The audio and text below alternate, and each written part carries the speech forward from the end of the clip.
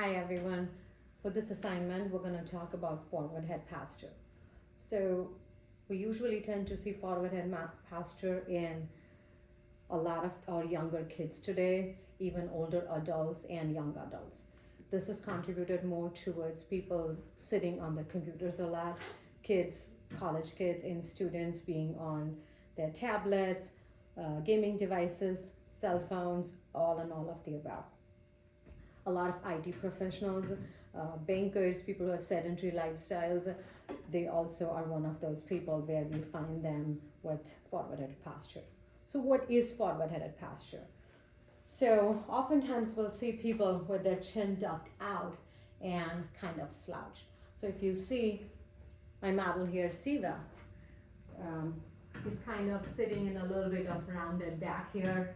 He's bearing most of his weight through his ischial tuberosities, rounded shoulders and upper thoracic spine, and his lower cervical is in flexion and upper cervical in extension. So it's very much all of these. How do we assess this? This is a very subjective examination, what I just mentioned. So a couple things that I like to assess here is I will first look at them and be like, okay, we got our basic objective and subjective assessment just in sitting in terms of posture.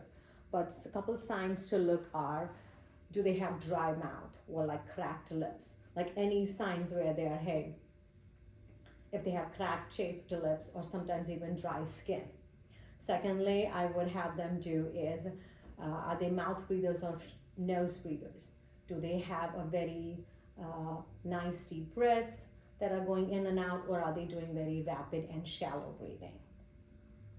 Another sign that I usually do is I'll have them do just in the same position, the resting position, I'll ask them to do a swallow. So just go ahead and swallow. I want to see, can they swallow in this position? Yes or no. Then I have them just give a little cue to see if they can sit upright. Good. Bring their neck in a little bit gentle, neutral position. Good. And then I ask them to swallow. If they can still swallow, that's great. But if they can't, now that's kind of a poor sign that as soon as you bring them in neutral position, more of the neutral spine and the head back in its neutral position, a little bit more of thoracic extension, and they can swallow, that's definitely gearing us towards a poor sign. Another way to assess the forward head is that I would have them see how many knuckles can they fit in their mouth. So go ahead, open your mouth, and can I see how many knuckles you can fit? So for men, that you want to be able to have about 2 to 2.5 knuckles. So go ahead, relax. Now can I have you slouch again? Good. And then I would see the difference. Hey, go ahead, see how many knuckles you can fit, and can they fit more or less? So I want to see, is it same with forward head versus more upright posture, or is it a different sign? If they can't really fit the same number of knuckles as soon as they sit up straight, that gears us again towards a forward head posture. So those are some of the key things that I'm looking at for my forward head posture. The next thing I'm going to look at is also when we do our cervical scan, I'm also want to look at how is the nuchal ligament. So I want to have them go into flexion, cervical flexion, and I'm seeing, is the nuchal ligament tightening up or not. Also I can do is I can come up here, cradle their head, and then I want to give a little traction to see, is their nuchal ligament getting tightened or not. If it's a boggy nuchal ligament, that's another sign that could be because of chronic forward head posture. Now that we know how to assess what are the key signs of forward head posture, I'm going to jump into the treatment part of it. So the first thing for anybody, whether it's whatever age or medical condition, I want to start by just teaching and educating the patient how to sit. So as you can see, Siva is seated pretty far back. All his weight is through his ischial tuberosity. He has a little bit rounding of his lumbar spine, rounding of his thoracic spine. So I'm going to bring the table down.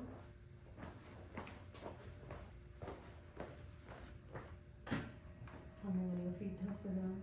Yeah. Good, good. Okay, so now that his feet are touching the ground, I'm gonna say, okay, Siva, can I have you scoot forward just a little bit? Good, perfect. I want you to bear more weight towards your thighs. Good. So I'm having him bear more weight towards his thighs, and his feet are grounded. At the same time, I'm gently cueing him. There we go. Come into, instead of going into lumbar lordosis, I just want a nice flat back here.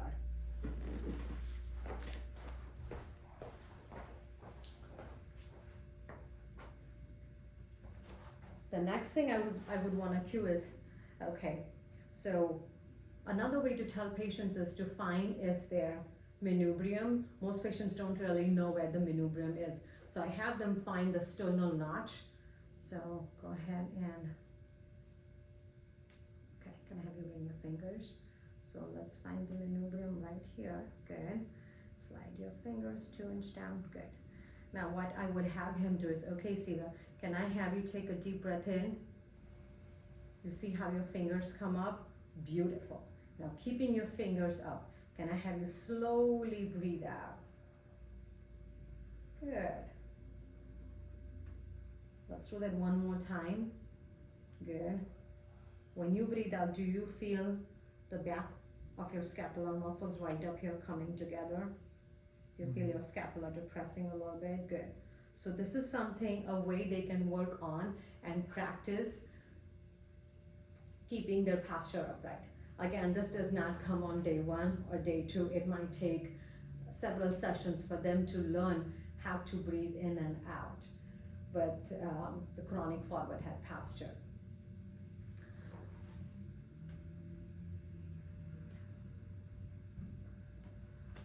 Alrighty. The next thing I want to teach them is just continuing from there. I want to focus more on diaphragmatic and pursed lip breathing. Oftentimes people with forward head posture are rapid and shallow breathers. So they are breathing in much, they're breathing out much quickly. So I want to have him come up here. Can I have you bring your fingers back up here? Good. Can I have you take a deep breath in? Good. Hold it, hold it, hold it. Now slowly breathe out like you are. So he's breathing out through his nose but also through his mouth, and it's a prolonged, slow breath out. It's not a quick breath out. He may not be able to sustain this position for too long, but I would have him at least work on this maybe 2 to 5 reps every 1 hour. Just more of re-education, having him in that posture. Because oftentimes most people spend time sitting most of their day. Most IT professionals, people who work in banks, people who have very sedentary lifestyles like receptionists, desk workers, call centers, all these people. So that's something, it's easy for him to do in terms of posture. And you see he instantly went into that position, and he's a therapist. So a therapist can do this. Like, you know, let's talk about our normal people who have no education on forward head posture, right? So the next one I want to do is, in terms of treatment, there is a biomechanical change here, right? The cervical extensors have lengthened and the flexors have shortened because he's going into the CV extension and lower cervical flexion. Now we know our lonissimus coli, infrahyoid, suprahyoid muscles, they all work in a lengthened position. So what we're gonna work here is, I'm gonna have him lay down on his back. So can I have you lay down here, head back. Perfect. Okay.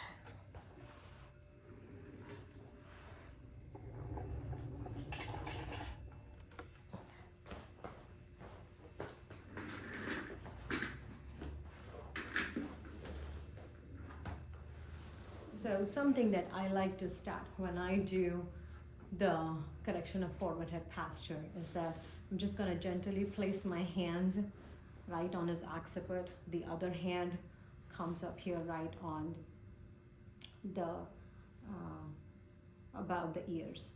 And what I'm going to guide him is, okay, Siva, I'm gonna gently bring your neck in this position. Just a small neck flexion. It's almost like you're trying to bring your chin towards your Adam's apple. Now, can you hold that position for me? And slowly come back down.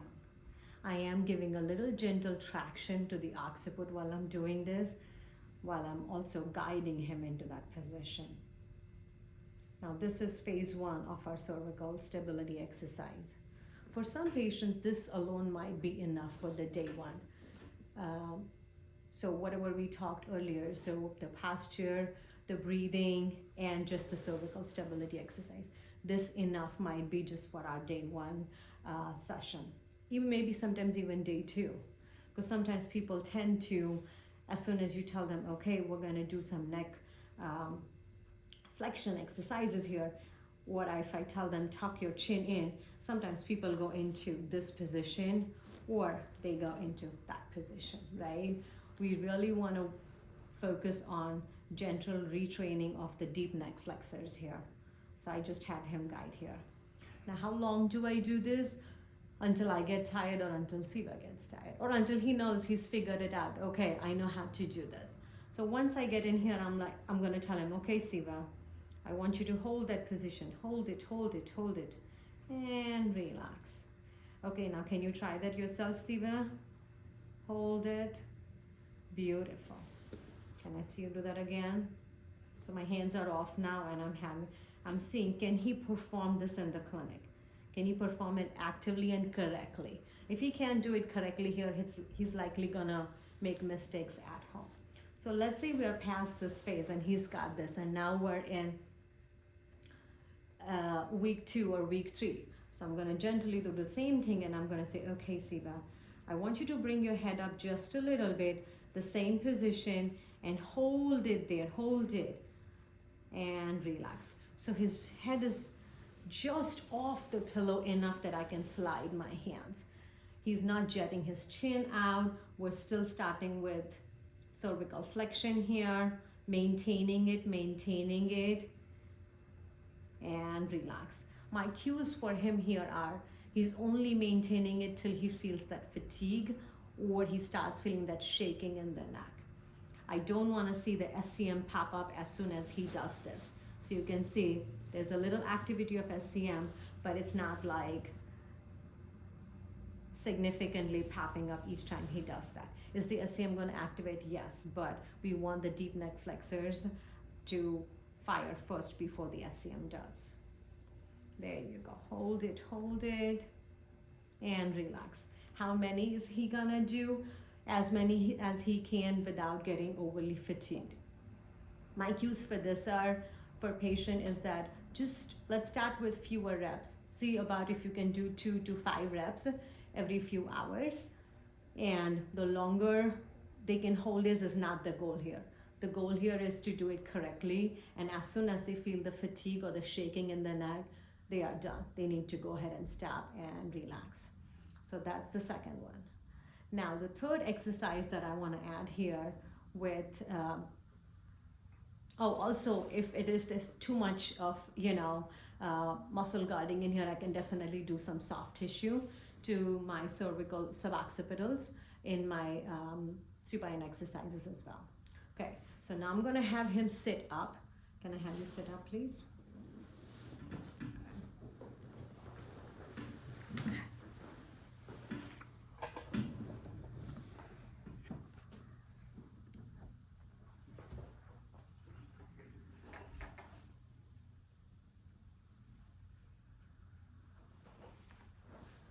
Okay, so the next thing I want to work on is working on the CD junction, because we know that he's going into CD extension and lower cervical flexion. So what has happened is C7 has gone forward with relatively in compared to T1, which has led to that hump, the fat pad, the yellow fat deposits, fibrin deposits right up here. So I want to work on retraining that. So what I usually do is, if it's somebody other than Siva, sometimes I'll have pillow just for my own safety. And so what I do is I usually tell patients, okay, I'm gonna get really close here. I'm gonna come and cradle your face, cradle your head. My hand, my fifth digit is right at the occiput, and my left hand here is right under the T1 spinous process. So I tell him, okay, Siva, do you see the diagonal where both the ceiling and the wall meet? I'm gonna say, okay, don't let me pull your head in that direction. And I'm gonna give you a gentle traction while you do that, okay? So I'm gonna say, okay, don't let me pull your head, hold, hold, hold. And as soon as Siva relaxes, I take up the slack, I push T1 right under C7, and I don't let go even when he relaxes. Good, again, okay, don't let me pull your head up, hold, hold, hold, hold, hold, relax. As soon as he relaxes, I take up the slack and I go under C7, under T1.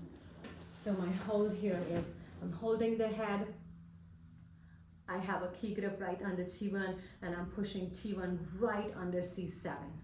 So we are retraining, we are even doing some neuromuscular and muscle assisted retraining here with pushing T1 under C7. So we can follow this up again with our cervical exercises. And what we can have him do is, once we're like, okay, he's got a good stability in the neck with just our phase 1, phase 2 exercise, we can even train him in quadrants now.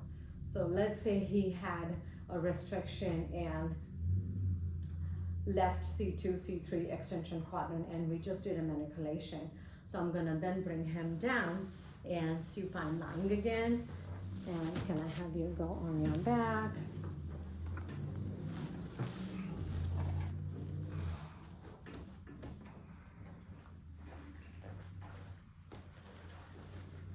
So I said he had a restriction in the left quadrant.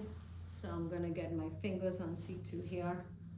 My hand is here. I'm bringing him an extension quadrant, and I'm gonna say, okay, Siva, don't let me lift your head up.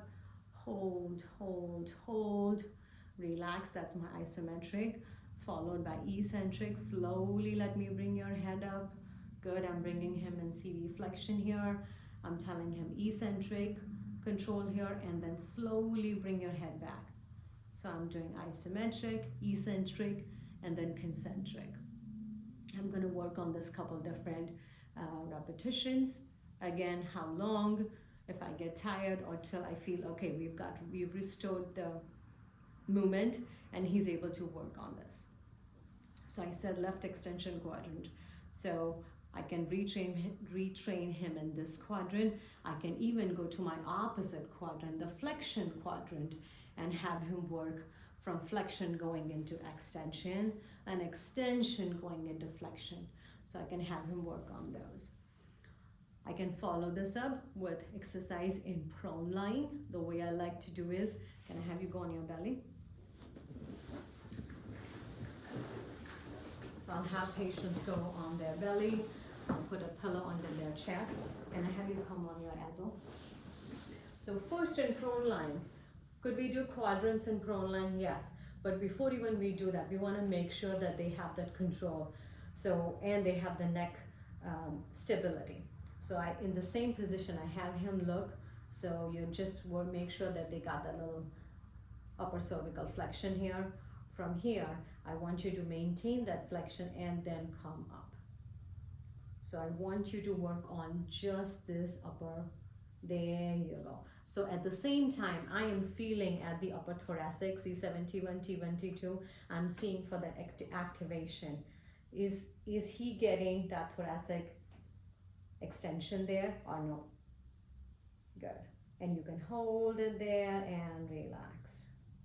I have him work on this for few repetitions. Most patients really love these cervical stability exercises just because then they feel such a big relief.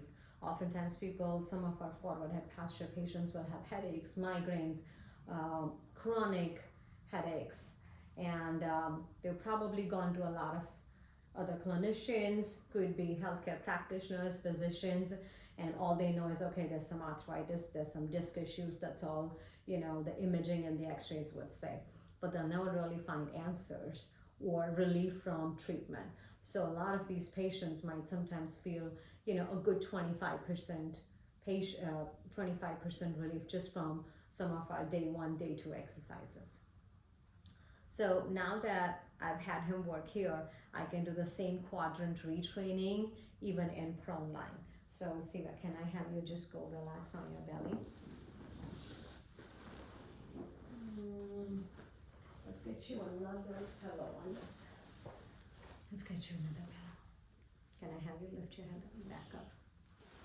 I need another pillow under your chest. Okay, there you go. Good. So we said it was left extension quadrant. So from here I would start into left left extension quadrant, and then back down. So extension and back down. Now the prone quadrant retraining is pretty advanced. In all honesty, it might take me weeks together before I can do a prone quadrant retraining for any of my forward head posture. The first 3, the supine exercise, the posture, the breathing, and the prone, chin tucks. Those ones are what I tend to use the most. Very late in phases in training, I would do the prone extension quadrant retraining. Okay, Siva, you can sit up.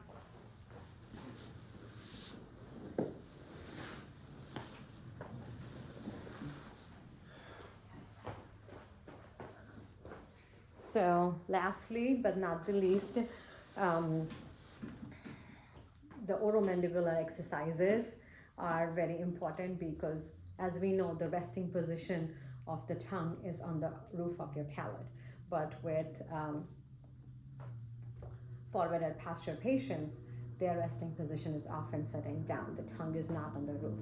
So that would be one of my other exercises I would add, is that while they're sitting, can I have your feet down, please? Perfect. You're bearing more weight. You get them in a good posture. We've got them here. Now I'm going to say, okay, can I have you swallow with your mouth closed, tongue on the roof of the palate? Hold it for 10 seconds. And then bring the tongue down. So I want to hear a clunk or a click noise. It may not be a big noise, but still it might be just enough to give them cueing. Okay, that's what I'm looking for. For some patients where I've had hard time getting them to do that, I'll have them usually get one of those tongue depressors and tell them, okay, at home, put peanut butter or like Nutella or something that they can suck on and hold it for a few seconds and then take that out. And then that usually that trick works pretty good. Last but not the least, I want to add just our universal exercise with the band. So Siva, can I have you come the other way for the bands?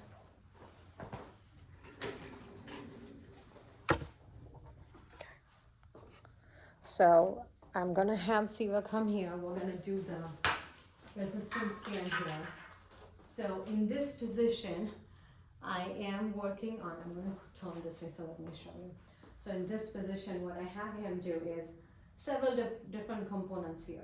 First, I want to make sure he's not here or he's not here, right? I'm having him just go into a small knee flexion. He's not locking his knees. I have him go engage his abdominals, do a Kegels, engage the pelvic floor muscles. For male, the best cue for engaging pelvic floor muscles is to tell them to pull their testicles up. Or let's say they were wearing some tight pants and now they're trying to get into those tight pants. So those things work pretty good. I'm having him engage his glutes. After doing that, I'm having him from here, make sure he's not tucked out again, a gentle neck flexion here, and then from here, breathe out, come down. Good. Again, breathe in, breathe out, and release. So I'm making sure he's not here or he's not bending forwards or backwards. Can I have you try that, Stephen? Okay, from just slowly bend, can I have you good? Engage your pelvic floor, good. Nice posture, perfect. Breathe in, breathe out, good. And back down. Perfect. Can I have you go into a little bit more elbow flexion there? Good, and then come straight down, bring in, perfect. Again, if it's too challenging, we change the resistance band, we bring them closer. At home, for people when they don't have a unit like this, I'll just give them a big TheraBand, have them make a loop and put it on at one of the doors, and they can work on that at home as well. So that's the band exercise I would give them for the universal exercise. If they can do these things, I would tell them, okay, let's work on, that's good. Let's work on the posture, the breathing, and your neck flexion, even in sitting, standing, walking. One way to have patients work on this at home and during the rest of their work and activities, I would say, okay, make sure you have a little gentle neck flexion, so you're not ducked out, but you have a little gentle neck flexion. So that way they know when they're doing laundry, lifting, cooking, cleaning, carrying, anything, they're not here, but they're back here. So that's something I have patients work on in their regular life. Also, it's important that, at least to begin with, to me, it works great if I have patients train in front of a mirror, especially with the breathing exercise that we talked, giving them like, hey, this is where your neck is versus where it needs to be. So I think some of those are pretty eye-opening for patients when they realize, oh wow, that's a big difference. And another thing that I might do is, if there is a big restriction in the upper thoracic spine, I'll probably address with some manipulations of the upper thoracic spine, and then follow them with the CT junction exercise that we did in sitting, and going into cervical stability exercise. Awesome. Thank you.